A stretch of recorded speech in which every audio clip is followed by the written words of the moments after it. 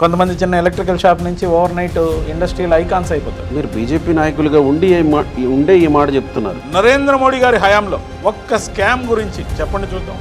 ఏంటి ఇది అంతా విజయానంద కష్టమా? ఇక్కడ ప్రతిపక్షం ప్రశ్నించదు, అధికార పక్షం దాని మీద ఎంక్వైరీ. షిరిడి సాయి ఎలక్ట్రికల్స్ గురించే కదా సార్, ఎందుకు ముసుగులో గుద్దులాట చర్చ జరుగుతుంది కదా. నమస్తే, తెలుగు న్యూస్కి స్వాగతం. రవిచంద్ర రెడ్డి గారు బీజేపీ సీనియర్ నాయకులు, నేషనల్ మీడియా ప్యానలిస్ట్ ఉన్నారు మనతో. నమస్కారం రవిచంద్ర రెడ్డి. నమస్తే గోపి గారు. రవిచంద్ర రెడ్డి గారు, విచిత్రం ఏంటంటే ఆంధ్రప్రదేశ్లో జస్ట్ ఒక్క 1 month ఈ గ్యాప్లో జరిగిన చర్చ ఏంటంటే, ఆంధ్రప్రదేశ్ ప్రభుత్వం పీపీపీలో మెడికల్ కాలేజీలకు బిడ్లు ఇన్వైట్ చేస్తే ఒక్క బిడ్ కూడా రాలా. 4 కాలేజీలకి ఇన్వైట్ చేస్తే వైఎస్ఆర్సీపీ తొడలు కొట్టింది, సంకలు గుద్దుకుంది, మీసాలు తిప్పారు. అంటే మా అధినాయకుడు పెట్టిన భయం వల్లనే ఎవడూ ముందుకు రాలేకపోయాడు అనేది వాళ్ళ వెర్షన్. ఆఫ్ కోర్స్ చాలామంది దాన్ని చెప్పుకొచ్చారు కూడా, విశ్లేషకులు, మేధావులు సైతం. అయితే కట్ చేస్తే ఫోర్బ్స్ మ్యాగజైన్ విడుదల చేసిన జాబితాలో 2024-25లో దేశంలోనే వచ్చినటువంటి పెట్టుబడుల్లో 25.3% అంటే 4వ వంతు ఆంధ్రప్రదేశ్కే వచ్చాయి. ఆంధ్రప్రదేశ్ మొదటి స్థానంలో ఉంది. అంటే మిగతా 75% అన్ని రాష్ట్రాలు పంచుకున్నాయి. 25.3% ఆంధ్రప్రదేశ్కి, 13.1% ఒడిశాకి, మహారాష్ట్రకి 12.8%, తెలంగాణ 9.5%, గుజరాత్ 7.1%, ఇక వరుసగా అట్లా ఉన్నాయి. కర్ణాటక 2.1%, ఇట్లా వరుసగా ఉన్నాయి. 4.5%. అయితే మరి ఒకవేళ బిడ్లు వేయడానికి జగన్మోహన్ రెడ్డి భయం, జగన్మోహన్ రెడ్డి మళ్ళీ వస్తాడేమోనని పారిశ్రామికవేత్తలు బిడ్లు వేయడానికి ముందుకు రాకపోతే, మరి పెట్టుబడులు పెడుతున్న వాళ్ళు కూడా భయపడాలి కదా. 25.3% ఏకంగా ఒక్క ఆంధ్రప్రదేశ్కే దేశంలో రావడం ఏంటి? ఎట్లా అర్థం చేసుకోవాలి దీన్ని? గోపి గారు, కొన్ని నిజాలు చాలా చేదుగా ఉంటాయి. ముఖ్యంగా 25% పెట్టుబడులు ఆంధ్రప్రదేశ్కి రావడం, నారా లోకేష్ గారు కొత్తగా కంపెనీలు తీసుకొని రావాలని శ్రమించడం, ఇది ఖచ్చితంగా ఆహ్వానించదగ్గ పరిణామం. దాంతోపాటు 25% వస్తే మనం స్వాగతిద్దాం. మనకు ఒకవైపు అభివృద్ధి చేసుకుంటున్న రాజధాని అమరావతి, ఒకవైపు వైజాగ్ ఉండడం కలిసి వచ్చిన అంశం. దాంతోపాటు తెలంగాణకి 9.5% ఏదో పెట్టుబడులు వచ్చినాయి. హైదరాబాద్ లాంటి మహానగరం ఉంది, వనరులన్నీ రెడీగా ఉన్నాయి. కానీ ఒరిస్సాకి కంపారిజన్లో చేస్తే 13.1% దాకా పెట్టుబడులు వచ్చినట్టు, కానీ గుజరాత్కి 7.1% పెట్టుబడులు వచ్చినట్టు ఆ లెక్కలు చెప్తున్నాయి. కానీ గుజరాత్ కన్నా కూడా ఒరిస్సాలో ఉన్న మైన్స్ కానీ, దానికి ఉన్న రిసోర్సెస్ ఏవైతే ఉన్నాయో, అక్కడ చీప్గా లేబర్ దొరకటం కానీ, కంపెనీలకు ఊతం ఇచ్చే విధంగా ఏదైతే, అందులో కొత్తగా బీజేపీ ప్రభుత్వం వచ్చింది, ఏదైతే వాళ్ళకి ప్రోత్సాహకాలు ఇవ్వడం, ఎక్కడైనా ఏ రాష్ట్రానికైనా, ముఖ్యంగా మీరు కర్ణాటక తీసుకుంటే 2.1% ఏదో ఉన్నట్టుంది, వాళ్ళకి ఎస్టాబ్లిష్డ్ బెంగళూరు ఉంది. తమిళనాడు తీసుకుంటే 4.1% ఏదో ఉన్నట్టుంది. ఇంత కాంపిటీషన్లో సరౌండెడ్ స్టేట్స్ని దాటుకొని ఏదైతే అభివృద్ధి పదంలోకి ముందుకెళ్లాలనే కసితో పనిచేస్తున్న ఆంధ్రప్రదేశ్ ప్రభుత్వానికి ఇది ఊతం ఇచ్చే రిపోర్ట్. ఖచ్చితంగా నిజంగా కూడా ఎప్పుడైనా పెట్టుబడులు ఆ విధంగా మనకు వస్తే, అది మన ఆంధ్రప్రదేశ్ యువకులకు ఉద్యోగాలు రావడానికి, నిజంగా వాళ్ళ భవిష్యత్తును మార్చడానికి, అది గూగుల్ డేటా సెంటర్ కావచ్చు, ఇంకోటి కావచ్చు, ఏదైనా కూడా అద్భుతమైన విజయంగా పరిగణించాలి. దాంతోపాటు మనం వాటిని స్వాగతించాలి. ఇక్కడ వస్తున్న సమస్య అంతా కూడా, ఈ కంపెనీలు వస్తున్నాయి, కంపెనీలు వచ్చాయి, ఎంత పెట్టుబడి పెట్టారు, ఎన్ని ఉద్యోగాలు ఇచ్చారు అనే దానికి మించి నేల ఎంత అలకేట్ అయింది, 99 పైసలకి నేల దొరుకుతుంది, మంచి మంచి నగరాల్లో దొరుకుతుంది కాబట్టి వచ్చేసి మనం డిపిఆర్ ఇచ్చేసి, ఎంఓయూ సంతకం పెట్టేసి, గ్రౌండింగ్ టైం తీసుకున్నా మనకు కేటాయించిన నేల ద్వారా బ్యాంకుల ద్వారా లబ్ధి పొందాలనే, అంటే మనం కసితో పనిచేస్తున్నాం. మనం విడిపోయిన తర్వాత ఆంధ్రప్రదేశ్ కసిగా పనిచేస్తుంది, తిరిగి అభివృద్ధి పదంలోకి రావాలని కోరుకుంటాం. సో ఆ కోరుకునే క్రమంలో ప్రభుత్వాలు ఏం చేస్తాయంటే, పెట్టుబడిదారులు పెట్టే వాటిని, వాళ్ళకున్న ప్రొఫైల్ని వెరిఫై చేసిన తర్వాత, జాగ్రత్తగా వెరిఫై చేసినప్పటికీ ఎన్నో కొన్ని తప్పులు జరుగుతుంటాయి. కొంతమంది చిన్న ఎలక్ట్రికల్ షాప్ నుంచి ఓవర్ నైట్ ఇండస్ట్రియల్ ఐకాన్స్ అయిపోతారు. ఒక ఎలక్ట్రికల్ షాప్ నుంచి ఒక 6-7 ఏళ్లలో ఇండస్ట్రియల్ ఐకాన్స్ అయిపోతారు. దాదాపు ఒక 50,000 కోట్ల అధిపతులు అయిపోతారు. Because of government. ఇప్పుడు ఇంత ఫెసిలిటీ ఇక్కడ కనిపించిన తర్వాత పక్కన వాళ్ళందరూ మేము కూడా పెట్టుబడి పెడతామని చెప్పి కొన్ని కంపెనీలు తీసుకొని ఆంధ్రప్రదేశ్ వైపు ఉరుకులు పరుగుల మీద రావడం వల్ల ఇంత రద్దీ ఏర్పడిందేమో అనేది నాకున్న అభిప్రాయం. మీరు బీజేపీ నాయకులుగా ఉండే ఈ మాట చెప్తున్నారు. బీజేపీ ఉంటే ఆంధ్రప్రదేశ్ సిటిజన్ కాదా, భారతీయుని కాదా? డెఫినెట్గా. అంటే పార్టీలకు అనుకూలంగానే నేను ఉండకూడదా? అంటే నేను బీజేపీని కానీ, తెలుగుదేశం పార్టీని కానీ, జగన్మోహన్ రెడ్డి గారిని కానీ, లేకపోతే పవన్ కళ్యాణ్ గారిని గురించి ఉద్దేశించి మాట్లాడడంలా, ఆంధ్రప్రదేశ్లో ఏం జరిగింది, ఏం జరుగుతోంది కంటిన్యూస్గా, అక్కడ ఉన్న చీఫ్ సెక్రటరీగా ఉన్న విజయానంద్ గారు కష్టే ఫలి అని నమ్మే వ్యక్తి గోపి గారు. ఇక్కడ ఒకరి మీద విమర్శల కోసం కాదు, ఆంధ్రప్రదేశ్ని అభివృద్ధి పదంలో నడిపించాలనుకునే ప్రతి ఒక్కరిని మనం ఖచ్చితంగా అభినందించాలి. దాంట్లో ముఖ్యంగా ఇప్పుడు చీఫ్ సెక్రటరీ ఆఫ్ ఆంధ్రప్రదేశ్గా ఉన్న విజయానంద్ గారిని ప్రత్యేకంగా నేను అభినందిస్తున్నాను. ఎందుకంటే ఆయన కష్టే ఫలి, ఆయన కష్టం ఊరికే పోలేదనే విధంగా కొన్ని కంపెనీలు ముఖ్యంగా విద్యుత్ రంగంలో ఉరుకులు పరుగుల మీద రేసు గుర్రాల కన్నా విపరీతం, రేసు గుర్రం కూడా అలా పరిగెత్తలేదు. ఒక ఎలక్ట్రికల్ షాప్ నుంచి ఒక 50,000 కోట్ల రూపాయల కంపెనీగా అది రూపాంతరం చెందిన తర్వాత ఇప్పటి వరకు ఇచ్చిన ఉద్యోగాలన్నీ ఎవరికి తెలియదు. కార్పొరేట్ ఆఫీసులు బాగున్నాయి.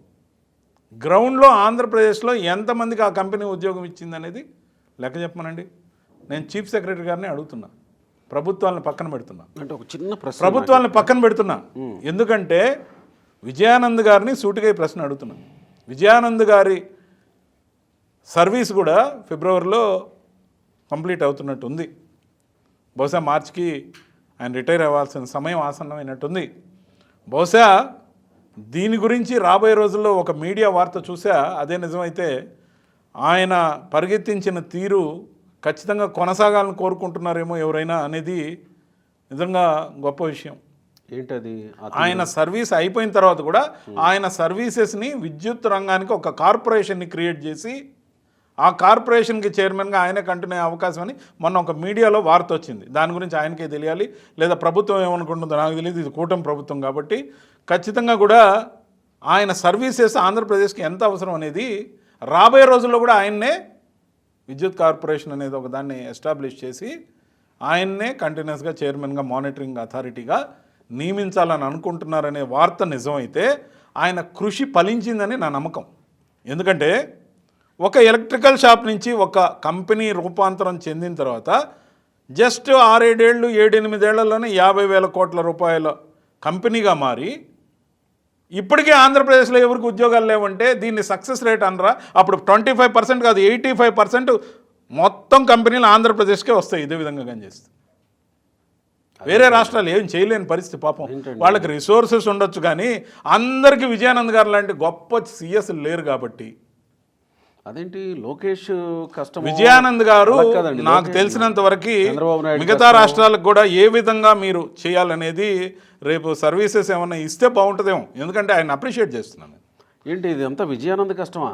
అవును, ఆ రోజున్న ప్రభుత్వం అయినా ఈ రోజున్న ప్రభుత్వం అయినా విజయానంద్ గారి ద్వారానే ఈ కంపెనీలని ఎలా పెంచాలి అంటే ఇక్కడ జనాలకు ఉద్యోగాలు ఇచ్చారా లేదా, ఎన్ని ఉద్యోగాలు ఇచ్చారో లెక్క రేపే చెప్పాలని కూడా నేను డిమాండ్ చేస్తున్నాను. ఆంధ్రప్రదేశ్లో ఉద్యోగాలు ఎన్ని వచ్చాయనేది నాకు అనవసరం, కానీ హైదరాబాద్లో ఆ కంపెనీ యొక్క బాగోగులు చూస్తే 26వ టవర్లో 29వ టవర్లో ఎన్ఎస్ ఆఫీసులు ఉన్నాయో చూస్తే ఒక్కొక్క దగ్గర ఆ కంపెనీలు డెవలప్ అయిన తీరు చూస్తే రేపు మార్చి 31కి ఆ కంపెనీ పబ్లిక్ ఇష్యూకి పోబోతుంది. 10 రూపాయల షేర్ ఏదో 240 రూపాయలు ఏదో ప్రైస్ బ్యాండ్ పెడుతున్నట్టున్నారు. ఆ తర్వాత షేర్ మార్కెట్లోకి దాన్ని తీసుకెళ్తే మొత్తం లీగల్ అయిపోతుంది. లీగల్ అయిపోతే నీకెంత నాకెంత మనకెంత మన వాళ్ళకెంత అనేది కూడా ఏర్పాటు అయిపోద్ది. కాబట్టి కష్టం ఊరికే పోదు అని నమ్ముతున్నారు. సో బాగా కష్టపడాలి, కంపెనీలు తేవాలి, కానీ కంపెనీలు ఈ విధంగా మాత్రం తేకూడదని నా కోరిక.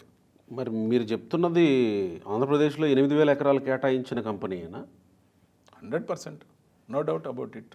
నేను ఒకటే అడుగుతున్నా, ఒక కంపెనీ గ్రౌండ్ కాకముందు ఆ జగన్మోహన్ రెడ్డి గారు అయినా తర్వాత వచ్చిన వారైనా అసలు దానికోసం ఇచ్చిన సిఫార్సు అయినా ఎవరు చేశారు?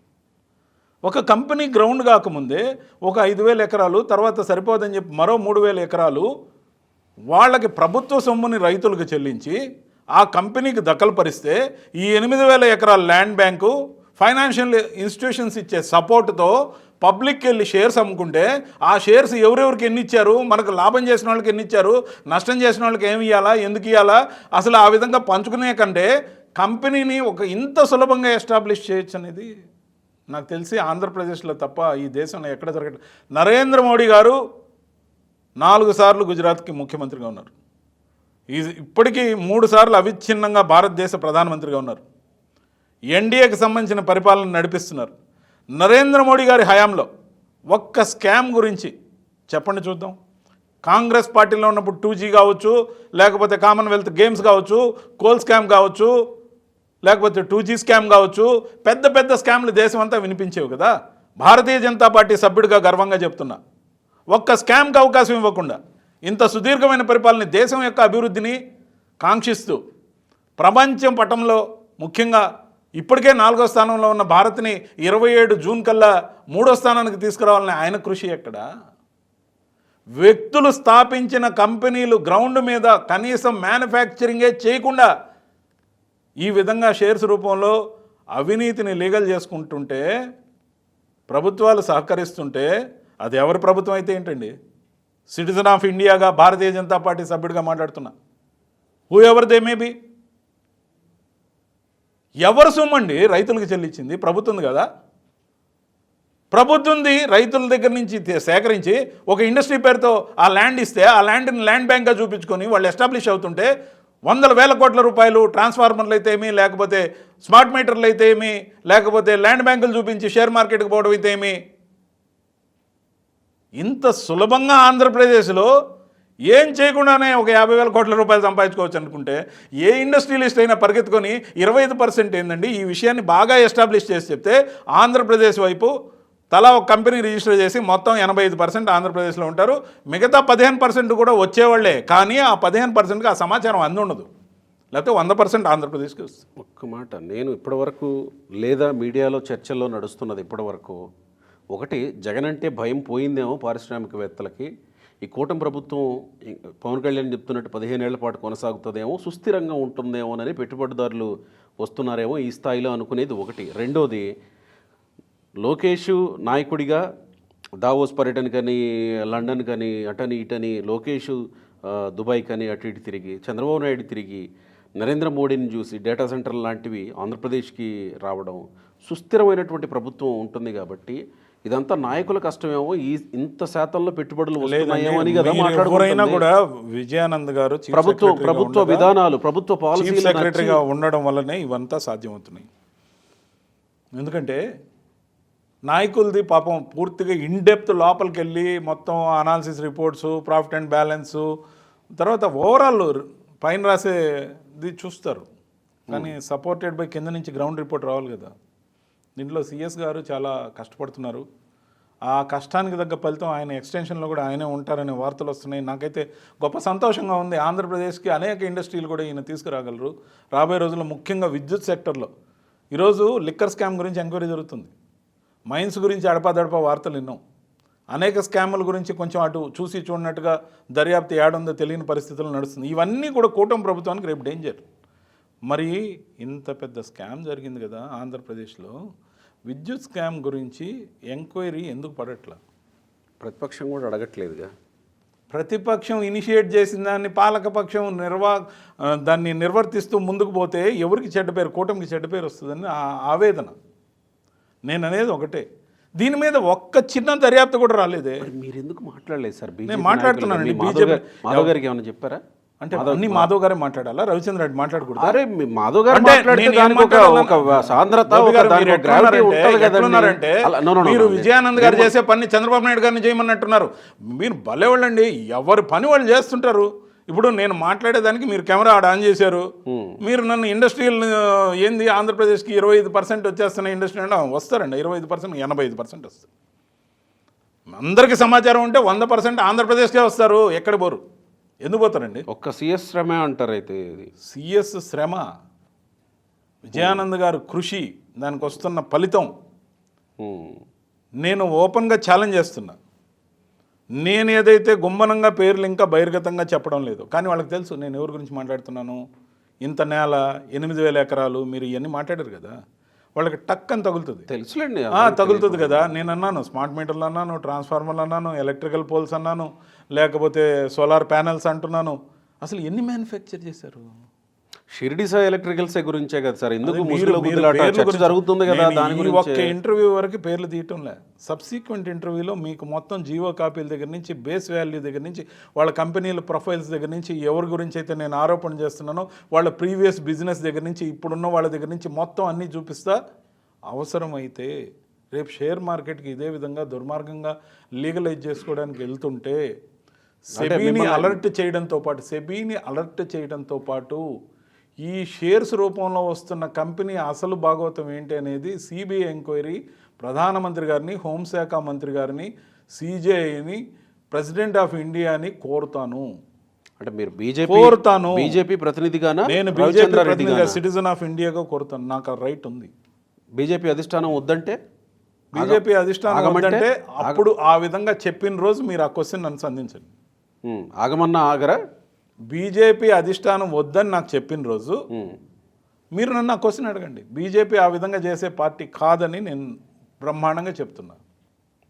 బీజేపీ మిమ్మల్ని ముందుకే వెళ్ళమంటుందని మీరు? బీజేపీ నాకు ఎప్పుడు చెప్పలేదండి. ఈరోజు ఇప్పుడు వచ్చి మధ్యాహ్నం ఇంటర్వ్యూ ఇవ్వమని ఒకసారి అనేక అంశాల లోతులతో పాటు బీజేపీకి ఆపాదించడం కరెక్ట్ కాదు. ఓ సిటిజన్ ఆఫ్ ఇండియాగా నా దృష్టిలో ఏవైతే అంశాలు ఉన్నాయో అవి ఓపెన్గా మీతో, ఒక జర్నలిస్ట్ మిత్రుడితో పంచుకుంటున్నా. ఏం మాట్లాడకూడదా? దీంట్లో ఏమన్నా తప్పుడు మాటలు ఉన్నాయా, బూతులు ఉన్నాయా? నీతులు కూడా చెప్పడంలో నేను జరుగుతున్న కష్టం ఏ విధంగా ఫలిస్తుంది అనేది చెప్తున్నా. అంటే ఒకరి కష్టాన్ని చూసి ఇన్స్పైర్ అయ్యి ఇంతమంది మన ఆంధ్రప్రదేశ్ బాట పడుతుంటే మనం దీన్ని వెల్కమ్ చేద్దా? ఏంది గోపి గారు, మీరు జర్నలిస్ట్గా ఉండి అందరిని వెల్కమ్ చేద్దాం, ఖచ్చితంగా అందరికీ ఇన్ఫర్మేషన్ ఇద్దాం, అన్ని కంపెనీలను ఆంధ్రప్రదేశ్ రమ్మందాం. అసలు ఎవరు ఎక్కడ తిరగాల్సిన అవసరం లేదు. ఏ దేశం, భారతదేశంలో ఉన్న ప్రతి కంపెనీ పెట్టుబడి ఆంధ్రప్రదేశ్కే వస్తుంది.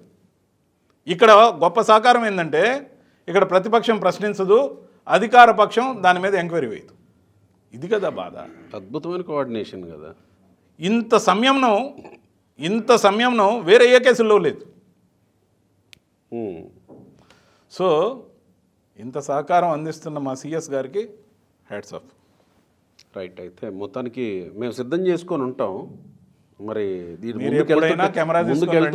ముందుకెళ్తుంటే మనం ఖచ్చితంగా ముందుకెళ్ళిన తర్వాత మనం జాయింట్ గా కెమెరా తీసుకొని సిఎస్ గారిని అప్రిషియేట్ చేయడానికి నేను వెళ్ళినప్పుడు మీరు వస్తే సంతోషిస్తా. అక్కడనే స్పాట్లోనే సిఎస్ గారిని అడిగి ఏ విధమైన మెలకువలు మనం పాటించాలి, రైట్, భవిష్యత్ తరాలకి ఉద్యోగాలు ఇచ్చినా ఇవ్వకపోయినా పర్లేదు, వేల కొద్ది ఎకరాలు ప్రభుత్వాలు సేకరించి ప్రైవేట్ కంపెనీలకు ఇవ్వాలి, స్మాల్ ఎలక్ట్రికల్ షాప్ నుంచి 50,000 కోట్ల రూపాయల కంపెనీలుగా ఎలాగా మార్గదర్శకం చెయ్యాలి, ఇవన్నీ కూడా రాబోయే రోజుల్లో చర్చించుకుందాం. రైట్. Thank you.